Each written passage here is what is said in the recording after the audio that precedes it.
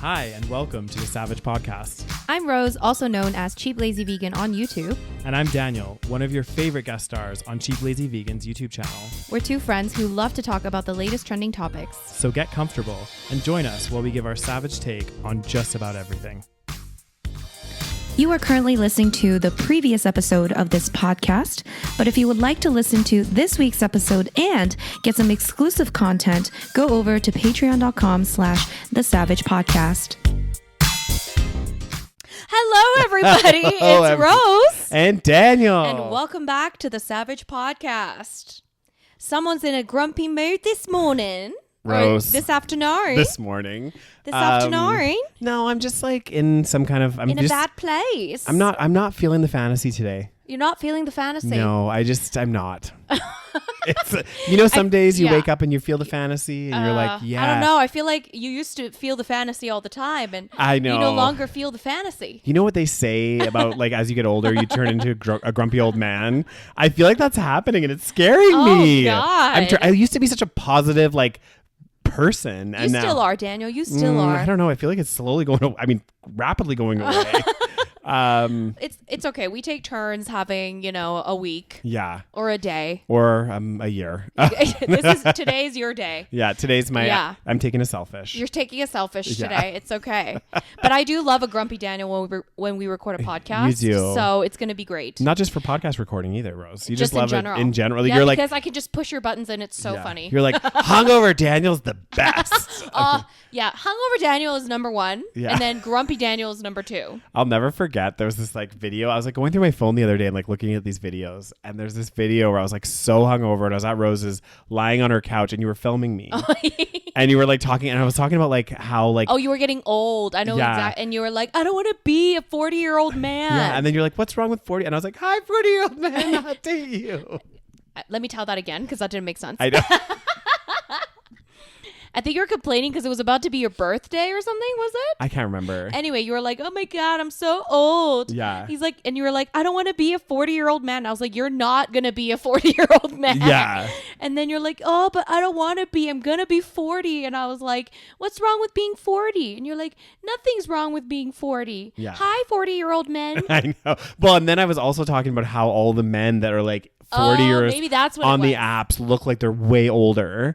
But then I was still, they're that's just some people. And, I, thank you, Rose. Thank you so much. Oh, goddamn. Necessary. What be going on with my fucking mic? These mics are just cheap. I'll put my foot on this to try to hold it. And then I was like, oh, I would date a 40-year-old man. Half 40-year-old men. Speaking of 40-year-old men, your birthday's next week or next month. Rose. Daniel's not 40 yet, guys. Okay. That's very, not that it's a bad thing to be 40, obviously. It's just every big age. I know. I think what it is, honestly, while you're in your 30s, it's you still, that you're getting older and you're it's part of life. You're getting older, blah, blah, blah. But you still kind of you're still in your 30s, you're still but then once you hit 40, I feel like that's the marker of okay, you're an adult. Adult. Well, I mean, you know what they say, 30 is the new 20 and 40 is the new 30.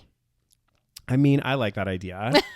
Because I think that you only say this because you're not 40 yet. Once you become 40, you're going to be like, oh, I used to think 40 was so old, but true. It's actually not old. Because we used to think 30s were old. Exactly. When you're 20 and you think 30, even when you're 25, if you think 30, you think that's the oldest thing ever. Yeah. And you think everything's going to change and we're going to be these fucking grown-ass adults. Well, guess what? That didn't happen. I know, that's true. That didn't change. But you're right. And I just think when you hit certain milestones, a 40 seems big. 50, it's that 10 year. It's that. And I bet you when you're 40, you're going to be like, oh my God, but 50 is when I'm going to feel like an adult. Yeah, 50 I'll be adulting. And then 50 comes around, you're like, I'm still figuring out my life. What is wrong with me? Maybe the only way we will feel old, not obviously we feel old in a different sense. Yeah. But when we might feel maybe a little more mature is if we have children. Potentially. I feel like this is when people, actually that's not necessarily true because I see people with kids and I'm like, you're still, immature. Yeah. Oh, definitely. But you might feel like a full-on adult because you're literally dealing with children. Yeah. Well, and I think also children, when you have kids, it like, because my friends that have kids, it also makes time feel faster in a sense that, like, you know, for us. How can it possibly feel faster than now? Oh, it does. Because like for us, it's like, okay, 5 years goes by and I'm going to be like 41 or whatever, 42. Right. But then when you have kids, it's like blink. Like one of my friends, like their kid is turning like 17 this year, which is in fucking sane to me. But then it like, because I've known them for the whole time. I've you know, saw her when she was pregnant and all this stuff, and it really puts into freaky. Perspective. Yeah, that's funny because today I was at my cafe and this lady came in, and she used to come in like maybe in the beginning of when we started our cafe. Yeah. So like a few years. It's been like what, 7 or 8 years. Yeah. I didn't even realize it's been that long, by the way, until, so I was like, oh, hey, didn't you used to come in here? And she's like, yeah. And then I was like, yeah, and you had like a baby. And she's like, well, not so baby anymore. I have an 8-year-old and a 10-year-old. And I was like, what? It was a literal baby last time I saw this lady. Yeah. And I was like, it had to be, because I thought in my mind, I was like, oh yeah, you came in here maybe like 3-4 years ago, maybe, right? Yeah. Turns out, no, it was like 8 years ago, because her little baby is now 8. Yeah. Crazy. And that really hits, because you're right. it's one thing for her to be like, oh, I came in 8 years ago. Yeah. You're kind of like look the same. Exactly. You're an adult. You're like, oh, okay, 8 years. Like you're still like, wow, that's a fucking shitload of time. But when you see like a baby and they're a fucking like 8-year-old, you're just like, oh my God, this has actually been a long time. Oh my God, it's freaky. Yeah. You're right though. Yeah, because kids also grow like pretty fast, right? Yeah. Because it's like within a span of, 10 18 years. Or, 18 years or whatever. Yeah. You go from like literal baby to like a fucking, adult. And we've seen how fast like a 10-year span can go. Yeah. So, and it really, really puts it in perspective, because you're right. Like even with us, like going from 25 to 35 among our friends, it's like, maybe we look a little bit older and like whatever. But overall, we're like, okay, 10 years. But if one of us had a kid at 25 and now we're like, I have a 10-year-old, you're like, oh my God. I know. This is how you feel old. Yeah. Definitely. It's when the children grow up. Well, it's like even like, my cousins came to visit during Stampede last year. Oh, and yes. Yeah. I felt so old. I know. It was like weird, because like, so Rose met my cousins the first time. I think it was like 2013. Yes, I want to say 2013. Yeah. And we were like, how old were we at 2013? Like, so we were like mid-20s, maybe maybe 24. Yeah, Wait, I want to say 23. Yes. No, we must have been 24, because it's 2025 right now. So 12 years ago, we were, wait, how old are we? We're 30. Are we yeah, 36? 24. You're 24. You're right. Yeah, 24/25 potentially. Yeah. So we're like 24 years old. So like young. And my cousins were like super young, right? Like they're like, again, this was what, 12 years ago. So my the older cousin was like what, 15? 14? No, I think he was even younger, because like no, I think he was 14. I think you're right. Yeah, like a kind of a young teenager. Yeah. And my younger cousin was like 8. And then they came to visit this summer. Yeah. And they are now fully grown adults. I know. And it's like, we took them to Stampede. We were drinking together. Yeah, we took them to the beer tent. And I was just like, it was cool, because it was kind of fun to like party with my cousins. But also I was like, what the fuck? I know. You're also just like, oh my God. You were a child last time I saw you. Yeah. Like a literal child. You're just like, what the hell? It's weird. Yeah. It's weird. But anyway, guys, before we jump into the stories, a quick thank you to a new patron. Oh, yes. Thank you to Akira. You did that on purpose. Yes, I did. Yeah. Thank you so much for joining our Patreon. If you guys want to, you can join patreon.com/the SaVeg You get bonus episodes every single month. You get ad-free content and every episode a week earlier than everybody else. And if you prefer, you could join us on YouTube memberships as well. Links in the show notes, guys. Same perks, but on the YouTube platform, if that's what you're more comfortable with. Exactly. So, yeah. So we're old. We are old. This is the... oh my God. And time keeps flying. I know. I had a story though, because did I tell you about the pigeon? Did we talk about the pigeon thing? We talked about the pigeon dilemma briefly. I don't know if we talked about the update. Yeah. So guys, I think I don't know, it was probably a few months ago that we initially discussed the pigeon dilemma. Well, I think we were recording and I like screamed, because then all of a sudden there was like a bird or something there. We've been dealing with the pigeon situation. Yeah. Okay. So by we, I mean me. Yeah. Rose has been dealing with it. The apartment here, okay, we've got a big balcony and we've had a pigeon, I don't want to say an infestation, but a lot of pigeons like this balcony because I think there was like a shelter Yeah, they feel safe. Yeah, and also, you know, they know that it's a vegan that lives here, so they're probably like, she's not going to harm me. She won't get the BB gun out. So the update is, so we've done a few things to kind of deter the pigeons a little bit. So we put some spikes on like one of the railings so that they don't sit there, because that was one of the problems. Oh, they love that spot, didn't they? They loved that spot, and they were shitting everywhere. And I was like, okay, we need to put something on there so they don't sit there. Yeah. And then, but then we put like a bunch of shiny things, which by the way, like they are smart enough to be like, I don't give a fuck about that. No. We put a few owls. So what you're saying is those are urban myths. I think so, because I don't know. It doesn't seem to work. Like, we put a bunch of shiny things in there. And they don't seem to care. Yeah. These birds are much smarter than we give them credit for. Right. But anyway, so we've done all this stuff. But then, and like for a while we thought, okay, maybe it's getting a little better, like whatnot. But then the other day, my boyfriend's like, can you come out here for a second? No, wait, did he actually show me? No, he was like, I was like cleaning the balcony. Yeah. And then he was like, the pigeons have laid eggs. And I was like, I literally thought he was shitting me. I was like, you're kidding me. I was like, this is not even funny. He's like, no, I'm serious. Like they have built a nest and they have laid 2 eggs. And I was like, where? Mm-hmm. And it was like inside. So I have this like, what do you call it? Like it's from IKEA. It's like a cushion cover. Cushion cover. So you put your, like in the wintertime or whenever you're not using your outdoor cushions, you put them in there. You put it in there and then you cover it up. But it's like made of Velcro. So there's probably like some openings and like they could probably get through there. Right. And it's like under this like shelter. So obviously there's like double shelter situation. We got the roof and then we got the cushion. So you're just making like a pigeon hotel for them. Yeah, I just made a pigeon hotel for these pigeons. Yeah. So then we opened this up and there's this like, and like pigeon, because pigeons, like we've talked about this, they're like domesticated. Yeah. They are actually domesticated animals that we've just like fucking neglected because humans are awful. So they like kind of don't know how to like wild, you know? Like, okay. Yeah. They don't really know how to like nature. You know, that's usually probably, I think that's what people say. That's why they hang around humans because they're not really like wild animals. Because like, the question is, why don't they just like go and like fly into like the fucking mountains, right? Because they don't know how or whatever. But they do have like there's species of pigeon, like wood pigeons and stuff. I'm sure that are like actually living in in like mountains, in the mountains and stuff, and they like live in the wild. But I think like this particular species of like pigeon, city pigeons? the city pigeons, like the gray ones that you see everywhere, and they're like white and black, and those ones, like those all kind of like multicolored, I guess. Those ones they typically are in like urbanized areas. Yeah. So they're like used to the city life. Yeah. So the little the little nest that they made, like I showed you the picture, right? Yeah. And it was like just like little bits of wood, like very like I don't even like I was like, why even bother? Like you might as well just have laid the eggs on the cushions. But anyway, so they like made this like little like very sad looking nest, and there's 2 little pigeon eggs on there. Yeah. So obviously at this point, because we were gonna like clean it and like, you know, maybe move the thing, but we were like, well, we can't touch that. Yeah. We gotta leave it. So we did move it to a different section. Yeah. To clean that section. And recently, the eggs hatched. The eggs hatched. There are pigeon babies in there. Oh my God, Rose! I didn't you actually shit me see not. it. So this morning he sends me this video. I want to see it. You can't really see. Like I feel like I wish he could have done a better job at filming this because it's a little blurry. It's probably hard to film. Oh yeah. Let me find it. Like. How the hell are they going to get out of there? Well, I think the mom's like bringing them food and stuff. So I heard that they, I'm learning a lot about pigeons. Okay. Yeah.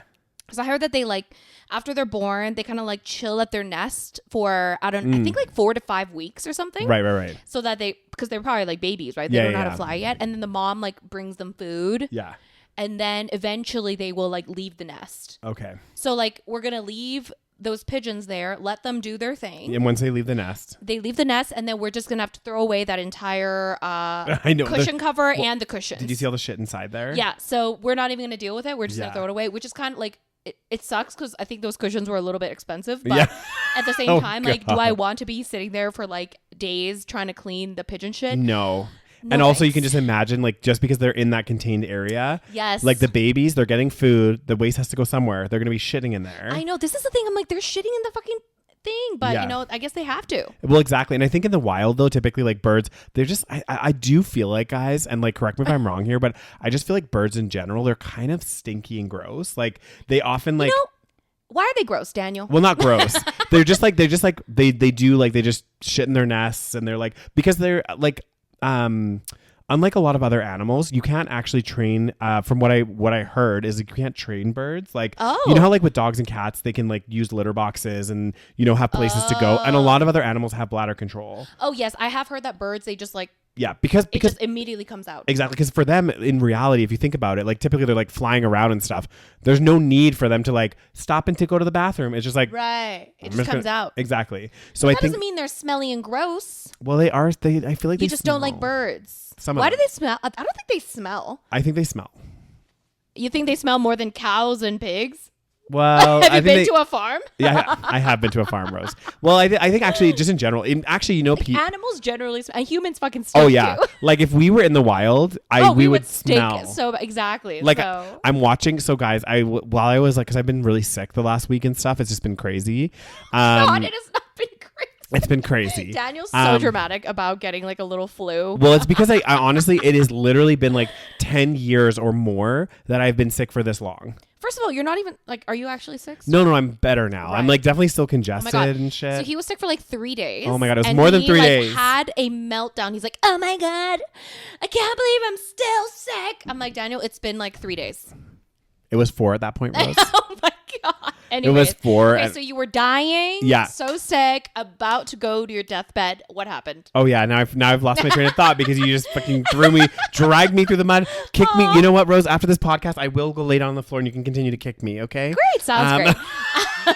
No, okay, we're talking about birds. Oh yeah, I was saying, okay, so one of the things I was doing while I've been sick is I've been catching up. Like initially I was like not sure what to like watch and whatever, and I had watched The Last of Us, and part of the reason I watched it is because it was filmed in Calgary, so I was like, ooh, I like want to see so you watched the entire first season? Yeah. Okay. So then what I did is I just, because the second season's out right now, well, they're starting to they're releasing the episodes. They're releasing the episodes every like Sunday or something. Yeah. So there's they love doing that nowadays. Oh my God, it's kind of annoying. Oh yeah. But I also think it's probably good. a good thing because like otherwise it's like delayed gratification. Exactly, because otherwise we're just like boom, we finish it in like a day. Yeah. So which I would have done if all the episodes were out. Exactly. So the thing is, I went to go start watching season 2, and I was like, ooh, I kind of want to rewatch season 1 because I don't fully remember. Yeah. So I rewatched season 1, and I actually got really more into it, and I was like actually really enjoying it. I mean, it's like a really weird, like it's like it is whatever it is. You know, but I don't know where I was going. Oh, animals? I was thinking the people in this show and thinking of what it would be like for us if we all of a sudden ended up into this apocalyptic like situation. Like you don't have working showers, you don't have deodorant, you don't have any of this stuff. Like people probably would be fucking stinking. Not just stinking, but like, you know, more serious illnesses if you're not, you know, cleaning and you know, you could just like pass on all kinds of infections. Even the things we take for granted, like clipping our nails and like doing things like this, like washing your hands. Yeah, we wouldn't be able to do that. Because like there was a time, you know, before we discovered literally washing our hands, it was like at hospitals and stuff, they would get all these diseases and it would pass around and people would die. And they're like, actually, we can probably save a lot of lives by washing our hands. Yeah. Which is crazy. It's crazy. We do take a lot of things for granted. That is for sure. And it's like insane when you see, because the concept of The Last of Us as well, it's kind of crazy. It's like, it's 2003, I think was the year or something. And then a crazy pandemic basically hits, which is like not unlike what we saw, but it's a special type of pandemic, like where they turn into zombies basically. Yeah. It's like a fungal thing that there's like no cure. And, it's weird because this fungus actually does occur in the wild, but it attacks like spiders and like things like this. It wouldn't impact a human per se. Anyway, it goes from like one weekend of literally like this pandemic hits, and then within like a week, the fabric of what contained our society as a whole had crumbled. Right. Like it was like people were like restructuring, and like it was crazy. And it's so quickly how fast what we've created in this false reality of society, how fast it could just like go like this. How did watching this help your mental health during this week? Greatly. It greatly did, Rose. It greatly did. Today you're like, I'm in a dark place. I'm like, what media have you been consuming, Daniel? Yeah. Maybe that's the first question I should ask. Well, and it's funny because one of the guys on the show, one of the things he did is he was like one of those people that we all would be like looking at now being like, why are you doing this? You're a little bit crazy. But he was like A hoarder? Not a hoarder, but you know those people that like are prepared for like an apocalypse and have like It's a doomsday prepper. yeah, doomsday prepper basically. He had all this stuff. He had like set up his house in a certain way, and he had like a Right. So they evacuated his town, but he like locked himself in this like room that he created in his basement. Right. So then everyone left the town, and then he like came back up and resurfaced, and then like created like this, you know, basically fortress Right. around his town, and like did all this stuff. And Oh. I was like, wow, that's the kind of person you need to be friends with during these Yeah. times. Like they might be a little cuckoo, but maybe we need to have at least one friend that has like a fucking bunker. Exactly. And that has all the supplies and stuff. Because like I was thinking about it, I was like, if we got hit like tomorrow, like I don't actually have that much stockpiled in my house. But at the same time, somebody on TikTok made this video, and it was like obviously like comedic, but he was basically like, yeah, you know what I don't understand about those shows where, you know, it's like basically, you know, zombie apocalypse, end of the world, and they're trying to really get you to believe that the best thing to do is to try to survive it. Yeah. Because what am I even surviving for? What's Yeah. gonna be left? And he's right. I mean, at the same time, of course, we have our human instinct to want to survive, so we're gonna fight for our lives. But at the same time, it's like, okay, so we have the bunker, and now what? We just like live our lives in this bunker for as long as we can. Well, and this is the thing. The one guy was like living, and he did meet somebody. Like it was like a weird thing, but he met this guy, and they became like lovers.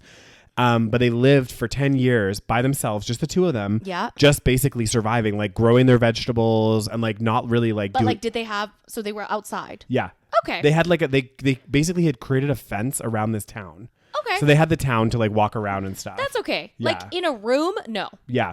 But if you have access to outside. Yeah. The problem is you also have like all these like raiders and other people trying to break into your space. Yeah. Right? So every day you're like fighting for survival. Exactly. Because like people will try to be breaking in. Yeah. Right. So it's like. God damn. Yeah. It's an intense, but it's actually a really good show. So I tried watching it when it first came out, and everybody was talking about it, and then I like couldn't get into it. But Yeah. maybe I'll try it again. We'll see. Yeah, honestly, like the first time I watched it, I kind of forced myself because it was filmed here in Calgary, and I was like, and there's a scene where they're like riding a horse through Sate. Oh. And I'm like, oh my God, this is Sate. Like this is our like, one of our colleges. Yeah. And I'm like, oh my God. And you can like see like the bridge, one of the bridges going over to downtown. Oh, okay. And even the skyline, some of the buildings, I'm like, I know that building. Yeah. So the first time I watched it, I wasn't like so into it. But then when I watched it this time around, I kind of gave it a bit more of a chance, and I really got into it. Okay. Yeah. Okay, interesting. Okay, Yeah. maybe I'll give it a chance. I've been rewatching You. Do you know You? Oh yeah, I sure do know you. Okay. Well, I watched the first like 2 or 3 seasons, Yes. and those were good. yes. So how did you watch so there's season 1 and season 2. You've seen both of them for sure. Yes. And then season 3 is when he's living in the suburbs with his Yes, I wife saw and the that baby. one. Yeah. Yes. So that's the one I've seen as well. I haven't seen season 4. No, and I never now watched season that. 5 has been released. Yeah. And yeah, I'm also the same. Like I finished season 3 and I was already like, okay, it's getting a little bit like Tiresome. the same, Yeah. right? Because I don't want to say any spoilers, but I Yeah. was kind of hoping for some character there's a main character that's the main guy, Joe Goldberg or whatever, and he's like the main character throughout I think all the seasons, and Yeah. I was kind of hoping by the end of season 3 there would be a new main character that takes over, if you know what I mean. Yeah.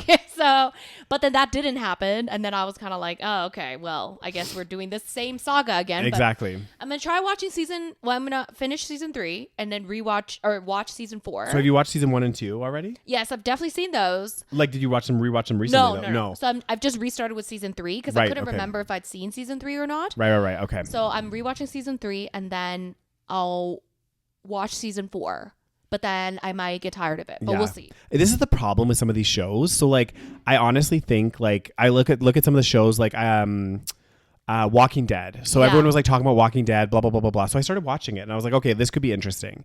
The first I think I watched like the first 2 seasons or 3 seasons, and the first couple seasons were really good. Yeah. But then it starts to be the same song and dance. And I'm like, okay, we're not getting anywhere here. Like, there's no story progression. It was like, okay, you have to fight these people and like try to create a fortress and like do whatever. And then the zombies are coming and then this happens. It's like, it kind of, and another one was like Grey's Anatomy. Like, oh, that one was like forever. well, I think there's a new season or something. Yeah, but people keep eating it up. It's crazy because like, again, season 1 and 2 Grey's Anatomy, amazing. I loved it. Great concept. It was great. And then over time it's like it's just the same story. Like it's Right. like you can't. There's only so much you can. I feel like there's only so much you can go with. Yeah. Where I feel like it's really good when these shows are like, hey, they have a natural start and finish. Like they're like, hey, maybe they stretch it out a little bit longer than they should, but it's like maybe it's got a story arc of like 5 seasons or like whatever it might be, and it just sucks when they just like drag it out. Well, that's not how it works in the capitalist system, Daniel. You got to extract as much profit 100%. and as much joy out of it as possible. Of course, goddamn. So like Last of Us is gonna be interesting because Last of Us is actually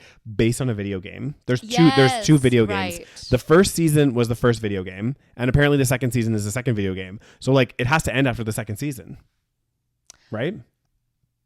Theoretically. Yeah. Who knows? This is where it could get Who interesting. knows? They could probably just extend it further. Be like, oh, we just created a different storyline for the third season. Or there's a new video game that's coming out, and we're gonna base the season 3 on this video game. But yeah, oh my god, Last of Us is intense, and maybe I'll watch it. Mm-hmm. All right. Well, wow, we are good at yapping. That's for sure. Well, as people like to say, that I'm sometimes a yacker. Sometimes. Oh my god, when we were coming back from the hotel in Mexico and we were going to the airport. So we're all in this airport shuttle with a bunch of random people, right? Because they're all taking us to the airport. And Daniel was just talking to somebody, and the entire time you were talking, and I was like, wow, that is a talent. Who was I talking to? Some rando. It was so funny. This always happens to me though. When I was in Montreal and it doesn't happen to you. It does. I was in Montreal and I got on the bus to go to the airport, and I was having some issues like figuring out my bus thing on my phone. And anyway, this lady was at the front, so she started helping me, and then I figured it out. And then she was like, she just started chatting with me, and we literally talked the entire journey there. Yeah, I mean, but you're also part of the conversation, so it's not like she was the only one talking to you. And I think the problem is too, I hate awkward silence. You hate awkward silence. That's number one problem. I mean, it's not necessarily a problem. I think it's great that you can converse with people. I just think it's funny because I always make fun of you about it. Yeah. Because I think I'm a pretty big yacker, but I usually don't talk to like random people that much. Yeah. Like I usually am like, oh, like I don't really like small talk, but like you're a master at small talk, FYI. I didn't know that. Well, it's a new skill. Oh, yeah, it's such a nice day, isn't it? Yeah. Like dad mode. Oh my god. Oh yeah, which meal should I go? Oh, that looks really good, doesn't it? Were you guys impressed that I was able to hold a conversation for the entire journey? Like, Darcy was like, oh my god, Daniel did not stop talking the entire time. That was like an hour and a half. Because there was traffic too. I know we were stuck in traffic, so I was just continuing on, So funny. Anyways, that's why people love you, Daniels. And hate me. And hate you? Nobody hates you. Mm-hmm, it happens. Okay, so stories. Unfortunately, guys, it's a Trump dump once again. Okay, do we love a good Trump dump? Yeah. It's like deja vu of the last time Trump was in office, because I remember like every week we're like, there's more Trump news. Fuck this. I know, but it's worse this time around. Oh, it's way worse. Way worse. It's way worse. So basically, one of the stories that came out is I don't know if we've talked about this because there was like some discussions about this like a while ago. Yeah. But white South Africans are fast-tracked for refugee status, and they are about to arrive in the U.S. Okay. Oh, no, sorry. Let me reread this because I did not read this properly. White South Africans fast-tracked for refugee status arrive in the U.S. Yeah. So Afrikaners, which are apparently a type of white Afrikaners, South Africans. Yeah. But there's apparently a wider range, like there's more types of white South Africans. Yeah. But they're talking specifically about Afrikaners, which I will get into. Okay. So they are welcomed by Trump administration, which is angered by South Africa land reform law. What? Does that make sense? No. Okay. I did read that properly, but I don't know that. Yeah, okay. That's so weird. Basically, the Trump administration, which, by the way, against immigrants, against refugees, America first. What happened to that? Well, they're against immigrants unless they white. Exactly. They don't give a fuck about welcoming people that are white. That's the difference. I know. And people that love Trump. Yes. Okay, we'll get to this. So basically, they welcomed a group of 59 white South Africans as refugees. Also, what the fuck are you fleeing from, bitch? Yeah. You are literally living in a country where literally all the laws work in your favor and have worked in your favor until like fucking the apartheid ended, which was not that long ago, by the way. Yeah. So they say that they are facing discrimination and violence at home, which the country's government strongly denies. The decision to admit the Afrikaners also has raised questions from refugee advocates about why they were admitted when the Trump administration has suspended efforts to resettle people fleeing war and persecution who have gone through years of vetting. So people that legitimately need refugee Yes. status. But because they're brown or black or whatever, they don't give a fuck. But white people that live in a country where the majority of people are black, but the white minority have like the majority of the wealth, majority of the privilege and power, they are the ones that need fleeing, apparently. And refugee status? So many in the group from South Africa, including toddlers and other children, even hold on one second. Many in the group held small American flags as two officials welcomed them to the United States, blah, blah, blah. So basically, they are the first Afrikaners, a white minority group in South Africa, to be relocated after Trump issued an executive order on February 7th accusing South Africa's black-led government of racial discrimination against them and announcing a program to offer them relocation to America. I also think that has something to do with Elon Musk because he's South African. Right. Yeah. And rumor has it that his family was a very like racist. I think he was born in Canada or something. Was Elon Musk born in Canada? I'm not sure. I know nothing about this man and I don't want to. Okay. Basically, rumor has it that his family is, surprise, surprise, very racist. And they like loved the apartheid, essentially. So basically, the administration says that the South African government is pursuing racist, anti-white policies through affirmative action laws targeting Afrikaners' land through a new law signed by the president, which theoretically could expropriate land from some farmers without compensation. 3/4 of South Africa's private land is still white-owned, and not a single expropriation, it's a very hard word, has taken place, however. So, like, nothing has happened, basically. They were like, okay, they probably have some laws that are like, okay, we're going to help some, like, black people get some land or something. Yeah. I'm assuming, and they translated that to, the blacks are going to steal our land, essentially. Maybe. I don't know. Because really, theoretically, if it were to happen, maybe it would have happened already. Or maybe wait till it actually happens, then you can have refugee status. Exactly. Anyways, so the reason why, though, let's see here.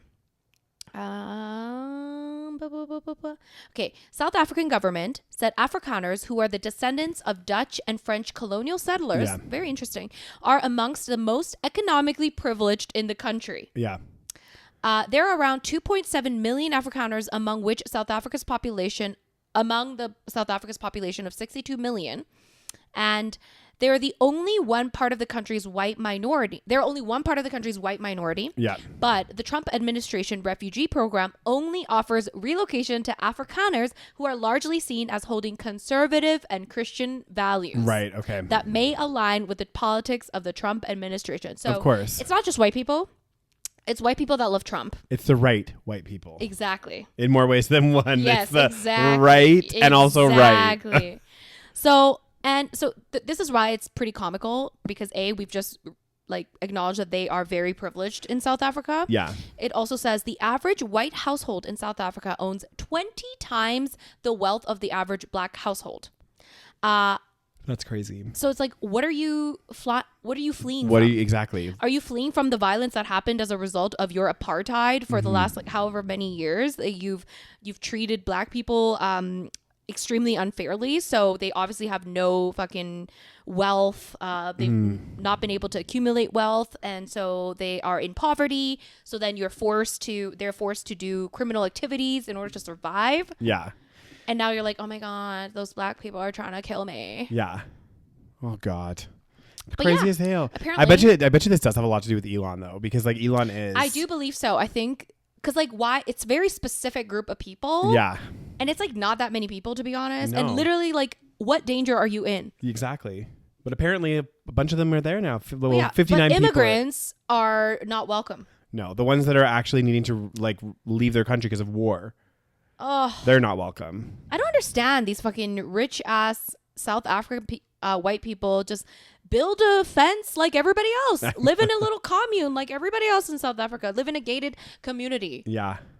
Anyway, it's almost like if you treat people like fucking criminals, they'll act like it. Exactly. Well, and this is the thing that you like that people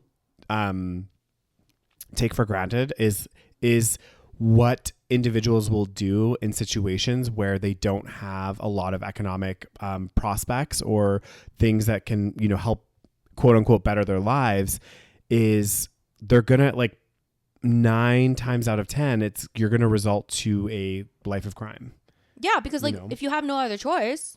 Exactly. I would. Well, anybody would. Like if you're in a situation where you're not sure if you can put food on the table, let alone pay your rent, let alone do anything else, like, and there's limited means for you to make money, you're going to result in whatever is the easiest way for you to make money, which a lot of the time would be criminal activity. Exactly. So you're kind of forced into it. Yeah, I think so. God, this reminds me, like, I don't know if I told you, but when I was, I went on a date with this white South African guy. Did I tell you this? Like literally probably like 10 years ago. No, literally 10 years ago because I was in London. Yeah. And I remember he was like, I can't remember what we were talking about. We were obviously talking about South Africa because I didn't know too much about South Africa. I just knew that like it's kind of dangerous. There's a lot of crime. And obviously there's like, you know, black people, white people, a lot of just, you know, racial tensions or whatever. Yeah. And I just remember him saying something like, well, you know, like those people, you know, they don't have, you know, they're given lots of opportunity, but they don't have to commit crimes like that. You know, it's like they just keep committing crimes. They keep doing these violent things. And I'm just like, what the fuck? I'm like, are you stupid? Yeah. I'm like, you literally come from so much privilege and you probably are rich and you probably come from a lot of money and you have that because you lived in a society that literally gave you all the privileges while taking away all the rights of other people. And you are surprised that it's funny. It's funny how easy it is for people that have wealth to sit in their towers and judge other people and be like, well, like, why would you do such a horrible why thing? would you do that crime? It's like, why would you just not, you know, why don't you just call your mom and ask for money? Exactly. It's funny. Before I deleted TikTok. Oh yeah, you deleted TikTok. I did. Congratulations. How does that feel? I haven't re-downloaded it either, Rose. God damn, Danielle, I'm proud of you. I know. I needed it too. But there was this girl that was on TikTok and it was really funny. It was like a couple friends doing like a parody, but they were like that one rich friend that doesn't realize how rich they are. And like they were having a conversation and the girl was like, so like, I really want to go to this festival. Like you can come, right? And the girl was like, no, like I don't have the money for it. And she's like, well, like, yeah, I totally get that, but just like take it out of your savings, you know? And then she's like, I don't have any savings to take this money out of. Like, I don't have the money. Yeah. Oh, okay. I totally get that. Just like ask your parents for the money. Yeah. You know, and then she's like, no. And then they'll be like, this is my like, and then she was visiting her friend and there was different skits. And there was one, she's like, yeah, this is like my parents' like guests, like summer house or whatever. Like it's, you know, it's not that great. Like I get it. There's a few things like it needs modernizing and blah, blah, blah. Yeah, like she's like apologizing. Yeah. She's like, I'm so sorry. Like, where do you guys vacation in the summer? And then she's like, we don't. And she's like, oh, like you don't vacation here. Like you guys go somewhere else. Like you go out of town, like further away or something. And she's like, no, like we don't vacation over the summer. Like, what do you mean? Like, do you like, maybe you like go to a friend's house, like a family, friend, and like you stay at their place, or no, we don't vacation over the fucking, oh. Like it's just like so like out how of. Do you not get it? I know, it's like so out of touch. And she kept like saying all these things, like kept asking these questions, like, oh, but you like do this, right? And but the most unrealistic thing about that skit would be very unlikely that two friends like those two ends of the spectrum would even be friends. Exactly. This is so true. Because you're usually kind of in your own bubble, which is probably why people are so out of touch. Exactly. Because you're in your little bubble. Well, exactly. Because like if you, this is the thing, and you realize this, like, especially when you go to some places, I feel like in the UK, but here as well, when you go to like certain like private schools, things like that, like you are surrounded by kids that have families of wealth. And like by nature, it's like, oh yeah, of course we all have cabins in Fernie. And like, of course we all vacation in the south of France in the summer. And all your friends do that. So when somebody doesn't, it's like weird. You're like, oh, like where do you vacation? Then it's like, I don't vacation. Like I can't afford to. And you're like, oh, well, like what? How does that work? Exactly, because you almost like, especially if you grow up like that, you almost get so out of touch. You almost can't blame them because they're just growing up in that world. They don't have that many kids at their school that like don't have a summer house. Oh, God. That to them is a rarity, and they're like, oh, you don't have a summer house? What the fuck? Speaking of people that don't understand anything about how the world works, have we talked about Matt Walsh? He's like this is honestly, he's probably like out of all the people that we hate, which is like a lot, like the Ben Shapiros, the Candace Owens, Jordan Steven Crowder, Peterson. Jordan Peterson. Yeah. This might be my least favorite person. Wow. And he might become your least favorite person. Okay. So he's like extreme. In my opinion, he's like very extreme. Yeah. But he always like says, because like, even these conservative people, they usually try to like have a filter on a little bit, right? So they won't fully outright say kind of like how they feel and like if they have these discriminatory views. But this guy like almost says it all. Is he like a social media content creator or something? So he has this beard, like he kind of looks like a lumberjack a little bit. He always wears like a fucking like a lumberjack outfit. Okay. Like I don't know what it's called. What is it called? Plaid? Yeah, the plaid. And then he's on like I think Ben Shapiro's network. They call it the Canadian tuxedo, Rose. No, isn't the Canadian tuxedo? It's like a plaid shirt, isn't it? No, I thought the Canadian tuxedo was a jean jacket and then the jean. Oh, maybe it is. I thought it was like plaid God. for some reason. Wait, what is the Canadian tuxedo? I thought it was jean jacket and jean. You could be right. For some reason I thought it was plaid. Like, but I mean that also would make sense. Yeah. Tuxedo. Let's see. Oh yeah, it is jean jacket and jean. So when you wear jean jacket and jean pants, apparently that's Canadian tuxedo. God, we're so unclassy in Canada. It's like, ugh. We're a bunch of white trash. God damn. So this Matt Walsh guy, so very conservative, extremely right wing, obsessed with trans people as they usually are. Yep. Obsessed with Trump, probably loves him. Probably loves Trump. Yep. Obsessed with drag queens and how they're ruining everyone's lives. Yes. Basically, I have two stories regarding him. Okay. So first one is there was this video that was like maybe like making the rounds, and it was this guy in Toronto that created these like tiny homes. So like a tiny home, right? Yeah. The modular like small homes, And this one was like even smaller, and it was to help fix like homelessness or help homeless people. I think I saw housing. this TikTok of this guy and because it's quite famous. Yeah, and it was like a really nice little home, and it was like obviously small, but it had not everything that you might need, but it had like most things that you would need to like live a normal like life in there, and obviously much better than being on the street. Which is a wholesome video, and like who doesn't want to help fucking people struggling? Yeah. This guy, this Matt Walsh character, he like retweets it and he says, a homeless person will turn this into a horrifying shit and trash filled drug den in about 45 minutes. Homeless people are not homeless because they fell on hard times. They're homeless because they are completely dysfunctional, drug-addled vagrants who have no ability to live in civilized society and no interest in even trying. It's time for everyone to grow up and start being honest about this issue.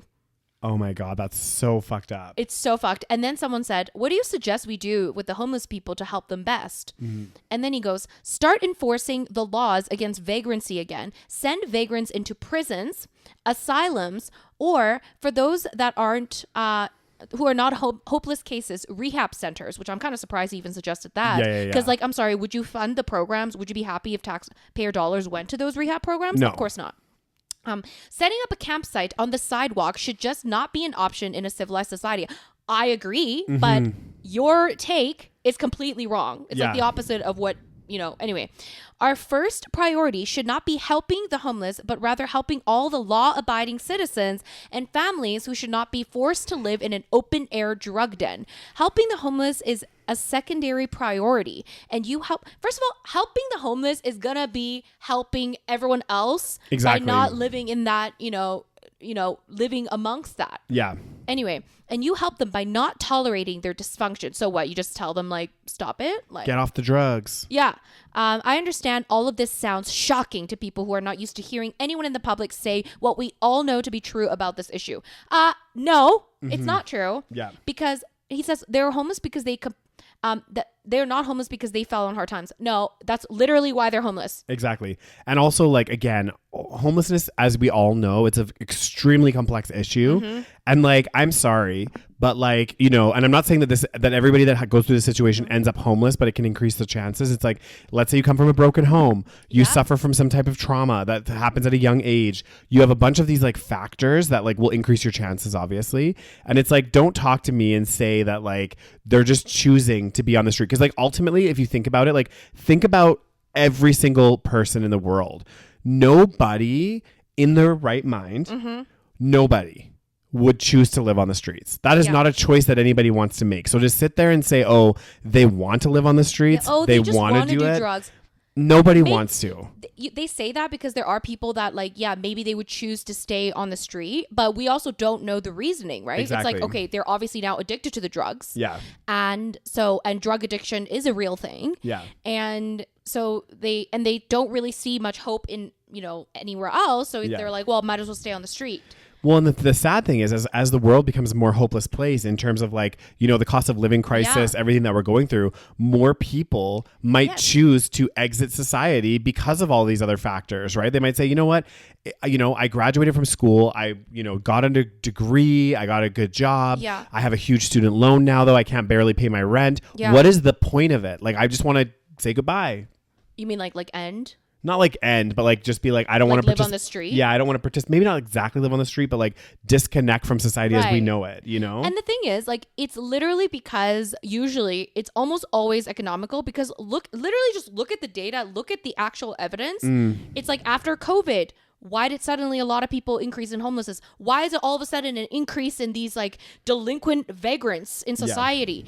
You can see the patterns of where people are homeless, why people are homeless in societies where people actually take care of people, where the government actually has social programs and housing and all these things. People actually aren't homeless as much. Exactly. And look at this. The stats tell you as well, is like, where are there the highest levels of homelessness? Yeah. Generally, it's in the really expensive cities. Yeah, look at Vancouver. Yeah. Like, why is it that there's more homeless people in Vancouver? Do you have an answer? You fucking dumbass bitch. I know. Well, and it's like a lot of this, like a lot of, especially coastal places though too, they do get a higher concentration because a lot of people will go to those areas because of the weather. Yes. But also they're high cost centers, right? Seattle, LA, Portland, like all of these places are expensive to live. And San Francisco's another perfect example. Like huge homelessness problem. New York, huge homelessness population as well. Like all of these centers, and New York is fucking cold in the winter as well. Yeah. So it's like all of these centers are the cost of living has become so astronomical that you know, they say that like, I can't remember what the stat is, but it obviously varies in city and whatever else, but there's a stat that's like, you know, certain percentage of individuals are like one paycheck away from a crisis. Yeah, from like literally being homeless, not being able to pay their bills. So it's not that shocking. Like, of course there's homeless people when you live in a society where people are not, like, they are not economically okay. Yeah. So it's like, are you fucking stupid? Like, literally just logically think about this. Okay, yeah, if you can't afford to pay for rent or to pay for, you know, a house, and your job is paying you minimum wage, which, by the way, in the States, it's like $7 in some states still. It's crazy. Which is absolutely insane. How are you supposed to pay your rent? And then what's going to happen? Like, there's no government housing. So, yeah, you're going to be on the street, you stupid son of a bitch. Well, and then also what's unfortunate is, like, once you get on the street, it's hard to get, and that's when you might do drugs. Exactly. And that's when you might be like, you start to, you know, feel some kind of way about your life, blah, blah, blah, blah, blah. And that's not even scratching the surface of people that are there for other reasons. Maybe they didn't get the proper support for mental health. Maybe they didn't, like, maybe they had substance abuse issues already. Maybe they have trauma that hasn't been dealt with. Maybe they're kids that came out to their family and they got kicked out of their house. I know, at a young age, and they weren't. People like you would probably kick your kid out. Exactly. If they came out as gay or trans or something. Exactly. Imagine like a 16-year-old comes to their parents and they're like, "Fuck you, you're gone," and then it's like, okay, well, what are your options? You have no options, but to literally sleep on the fucking street. Yeah. Oh, this man pisses me off. I know. So the other story that he has, of course, because he's a gem of a human. Yeah, sounds wonderful. So he was doing this interview with Tucker Carlson, who used to be like on Fox News, and he's also like a right-wing whatever. And there's this part of the interview where they're discussing children in foster care. So he's like, you know, obviously it's, you know, not an ideal situation for a child to be in foster care, but I would much rather have that than a child being raised by 2 gay parents. And then he's like, it's a much better situation for the child being like, it's neither a good, but I think the lesser of 2 evils. Yes, you know? and then Tucker Carlson is like, are we basing this on any sort of evidence, or are you just kind of intrinsically know it, like he's some kind of fucking whatever? And then he's like, oh, I think we just kind of intrinsically know it, but then there's also some studies that suggest that, you know, children that are raised by single sex parents, you know, they're often very confused and blah blah blah. And I'm like, well, they're probably confused because they're getting fucking bullied by children that you had, because you keep telling children that it's fucked up. Yeah, and it's well, exactly. And like, oh my God, the thing is, I guarantee you guys, there's studies out there. There's literally studies out there that say that children that are born, that are raised by same-sex couples do just as well, if not better, than people that are raised by straight couples. Exactly. And then you know what he said? He's like, yeah. You know, he's like, there's probably studies out there that say that, you know, it's not good for kids to be raised by single sex parents. But I don't really care what the studies say. You know, I don't care what the studies say. I just know that it's just not right. So I'm like, okay, you don't care what the studies say because you probably have seen the studies that say. Exactly. And again, if the study doesn't fit their narrative, they don't want to trust it. Exactly. If the study, this is the bullshit piece. If the study fits the narrative, they'll use it. They'll be like, yep, you know, based on this very prestigious study that we are fully behind. Versus on the flip side, if the study goes against what they're trying to do or their narrative that they're trying to say. And the thing is, at the end of the day, I think it's like, you can be like not pragmatic, but it's like, okay, like talking about like the drag queen situation, right? Around child safety. If there was legitimate studies out there, like legitimate, like let's say there was some studies that were done, you know, a proper sample size and blah, blah, you know, all the things they have to tick those boxes. And it was actually shown that in America, for example, the leading cause of child death was drag queen performances. Then I understand. Then I'd be like, you know what? First of all, I don't know what the hell's going on at these shows. Yeah. But secondly, it's like there's something that substantiates your evidence. Like I would fully put my hands up and say, like, if there was a legitimate study that was done properly, and of course you can come up with studies later that maybe refute that, but initially, like, you know, you have the kind of evidence to back up the fact that says, you know what, actually there is proof here that this is really dangerous for children. Obviously that doesn't exist, and the number one cause is gun violence or guns. That's the number one death.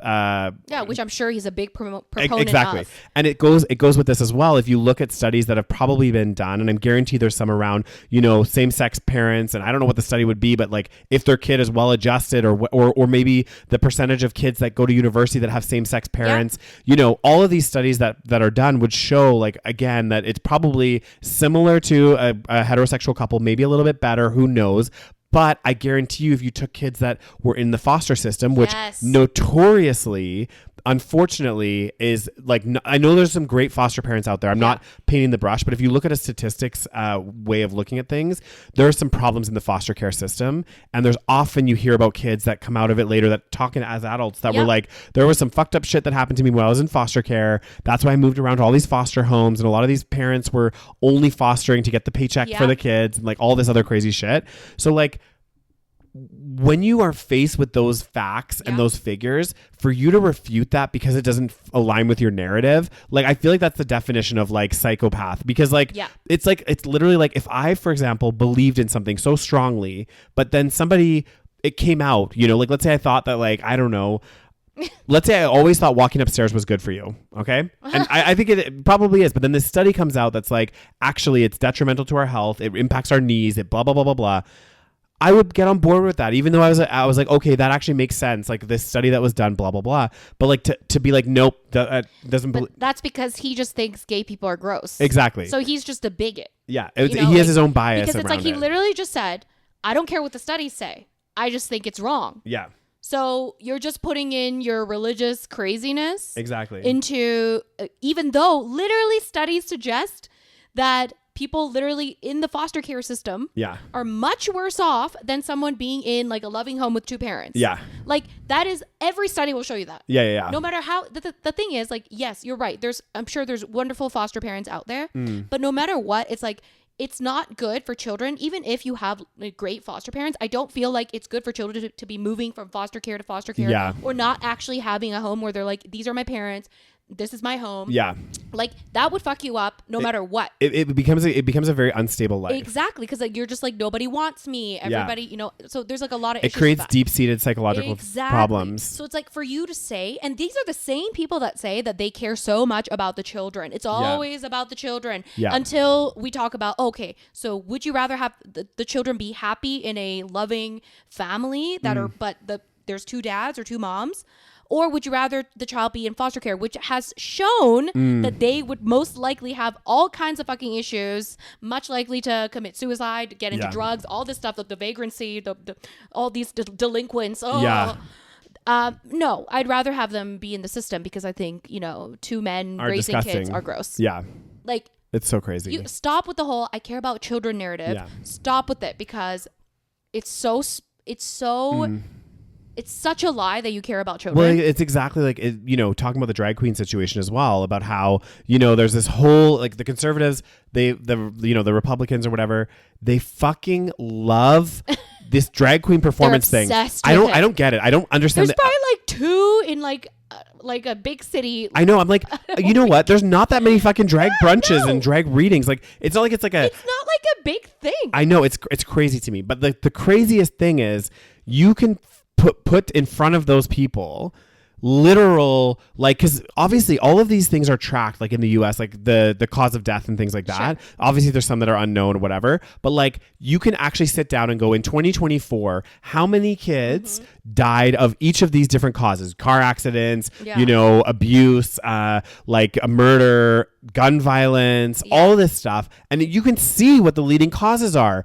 And I can almost put money on it that there is 0 kids that have died at a drag queen performance from a drag queen, you know, situation. Well, not to like defend their stupidity, but I don't think they're saying that kids are going to die in a drag queen performance. But their whole thing is around child safety. Yes. So if you're worried so much about child safety, why don't you look at what is the leading cause of death? Them. Exactly.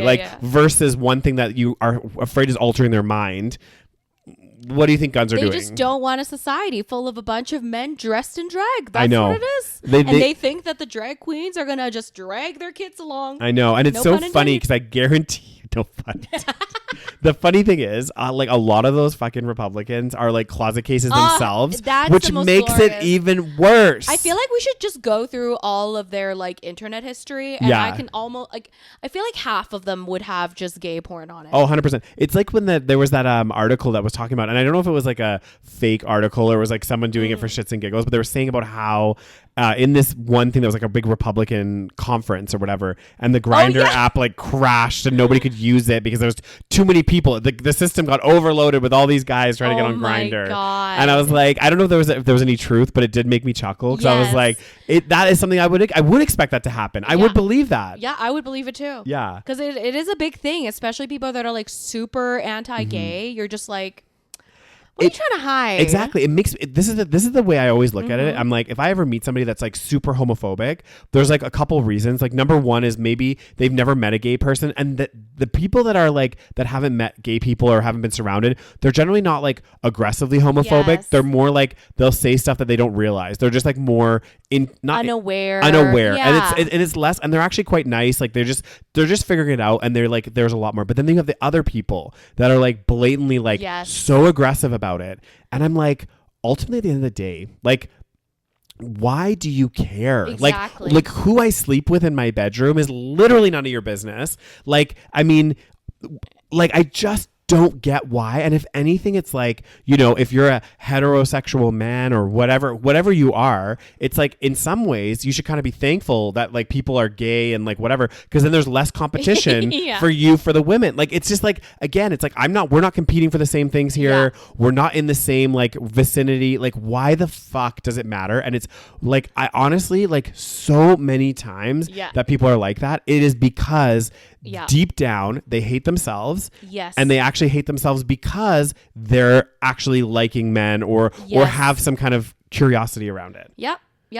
There's so many. Which is so fucked many up. cases. It's so fucked up. Politicians, religious people that are so anti-gay, and then all of a sudden you catch them in a hotel room with their pants down. Exactly. Literally.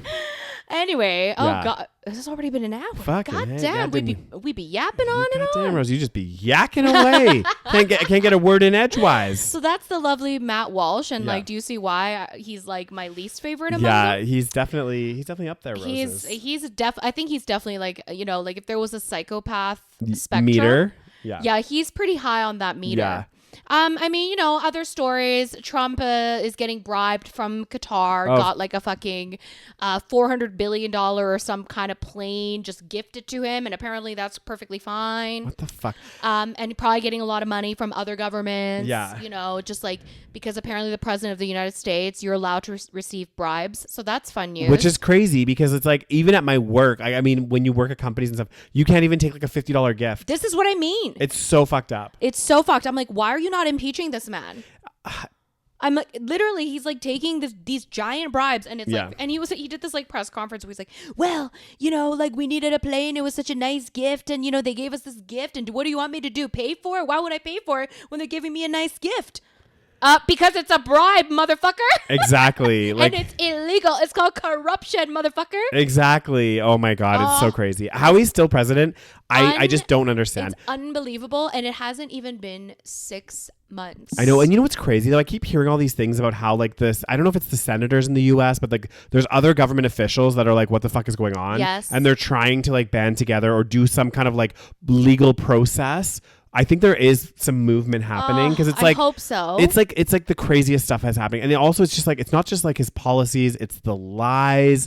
It's the constant, like you shouldn't have to have a fact checker all the time with everything you said. He's like a literal compulsive liar. It's so fascinating. Yeah, he's like the economy's not been doing the best right now, and he's just like, yeah, the economy's doing better than ever, and it's like, what? On what basis? And now it's interesting because like I saw these news about like I don't even know what's happening with these tariffs, but it seems to be like backtracking now. Now he's paused the tariffs on China and is like apparently they're having some negotiation. Canada and US are going to try to have some negotiation. Like I just don't even know what's going on. This is why I stopped paying attention to the tariffs because I'm like I literally cannot. Like every day it's something new. Yeah. And I can't be bothered. I know. Oh, God damn. And on that positive note, God damn, that brings us to the end of this very chatty episode. God damn, Rose is just yapping away. God damn. All right, you guys, thank you so much for listening to this episode. If you're watching on YouTube, leave us a little comment.